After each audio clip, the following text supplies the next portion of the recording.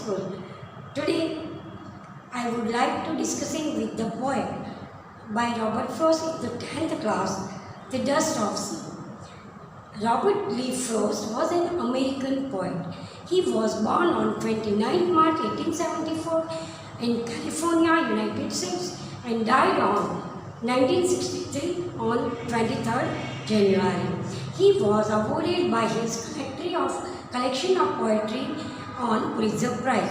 He was also a 20th century's English poet laureate. Here he has famous written work. He has written lots of poetry. His famous poetry, The Road Not Taken by Me in the Night Sunday and The Stopping Woods on a Snowy Evening. The woods are lovely, dark and deep. I have promises to keep. Miles to go before I sleep. Miles to go before I sleep. Robert Frost was a poet nature. He was known as a feelings, known as a nature of poet.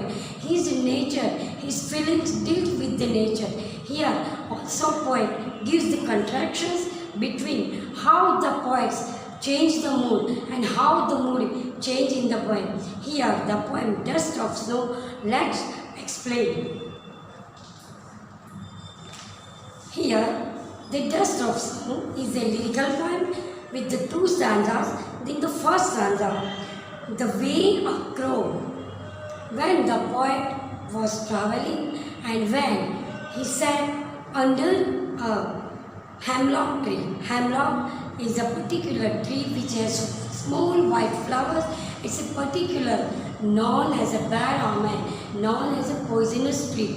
When the poet reached there on the hemlock tree, at that time on the way on hemlock tree, when the branches of the tree, the way a crow is a incidental bird. Here the crow is a bad omen. The crow sitting on the branches of the hemlock tree shook down on me. Here shook down on me.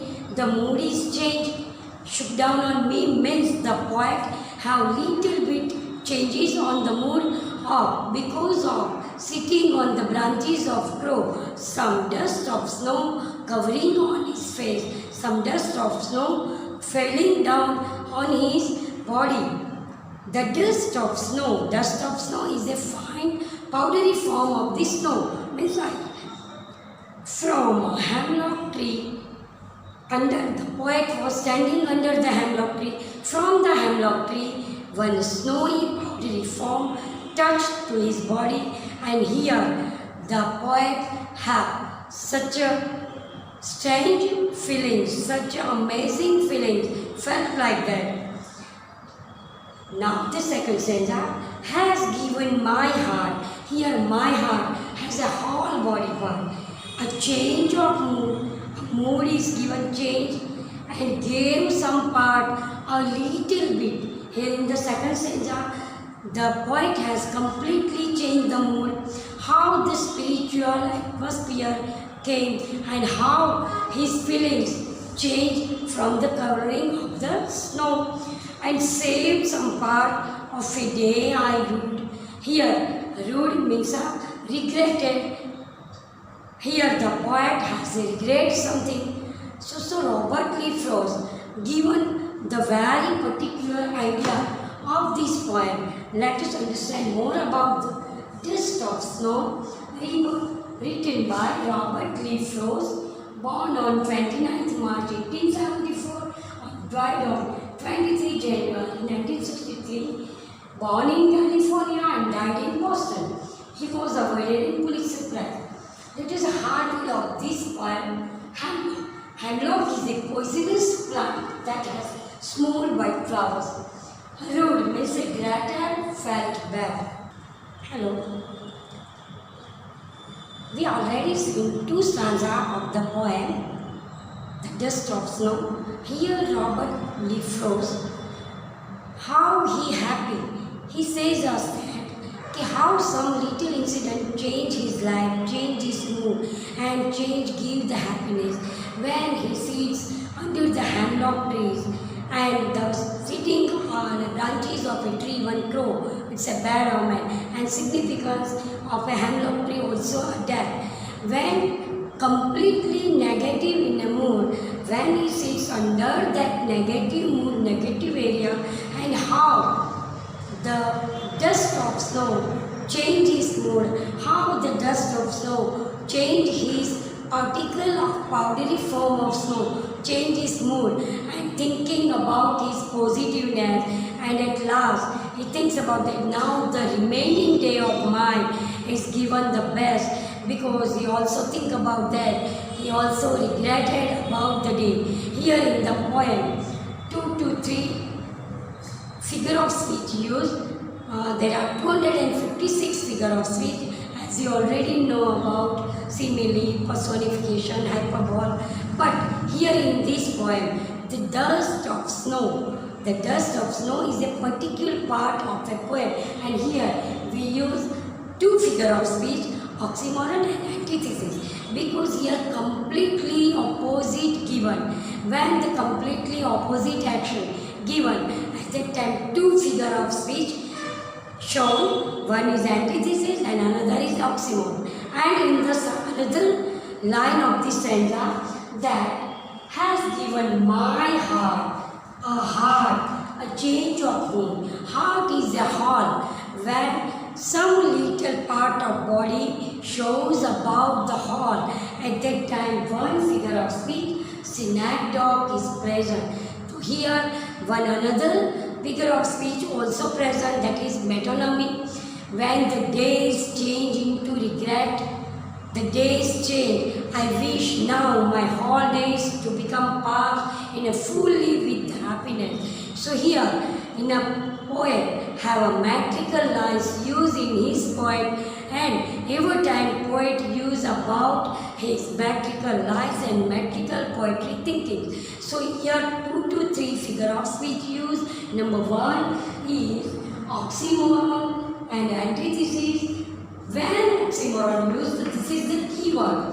When two opposite ideas of dust. Number 1, dust which is dry, dust always dry, and snow which is moist. Here dust and dry, here dust and dry, both are completely opposite. When two things are opposite in manner, that is oxymoron and antithesis. Another was whole heart. When heart is given, so that is synecdoche, means whole represent. One another point, the day past change, that is the metonymy used. So here in the poem, in a board exam, 2 marks of question is there, that is the figure of speech. Let's more understand. Here in the poem, such questions like comprehension question can be asked. Here in a board exam, there are 4 marks question, that is poetry question. The part of poetry, 6 mark question, that is 2 or 2 to 3 line question marks. Each question is query 2 marks. And here the comprehension of stanza of the poem, we have to given the poem and we have to solve the question answer of that. From this poem, the first stanza, the way a crow shook down on me. When the crow sitting on the branches of hemlock tree shook down. What he shook down? He shook down the branches of the tree. The dust of snow on me. On me means here the poet. The dust of snow down on the poet. From a hemlock tree. From who was sitting there?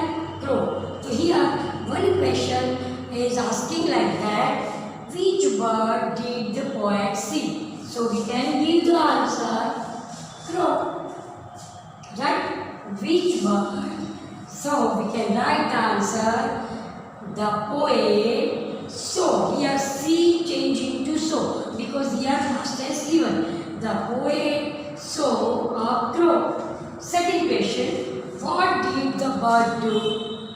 The bird shook down the snow, the dust of snow. So we can write the answer starting like that. The bird here, the in initial, so we can put capital. The bird shook down the dust of snow on me. But what on me? Here here dust of snow. Next, here was the poet. Where was the poet? He was sitting under the hemlock tree. And when the incident happened, when the poet was sitting under a hemlock tree, was completely with the negative thoughts, and such incidents change his mood. Now the last question, what does the crow symbolize? Here the crow symbolize it's a bad omen, it's a bad luck, because the hemlock tree, it's a completely poisonous tree, not a good sign of tree. So here both these things are bad omen. So here the crow symbolizes a bad luck or bad omen. In the second stanza, how the poet is completely in a depression mood, in a hopeless, and how he changed in a positive thought. Let us understand by the second stanza of the poem. Has given my heart a change of mood. Who has given my heart a change of mood? A dust of snow, who has fallen down from the hemlock trees. Who has given this? A crow. And saved some part of a day I had ruled. Saved, here saved some part, because just now poet is completely in a hopeless manner, but here he was in a positive thinking and saved some part that I have regretted, that I have rejoined.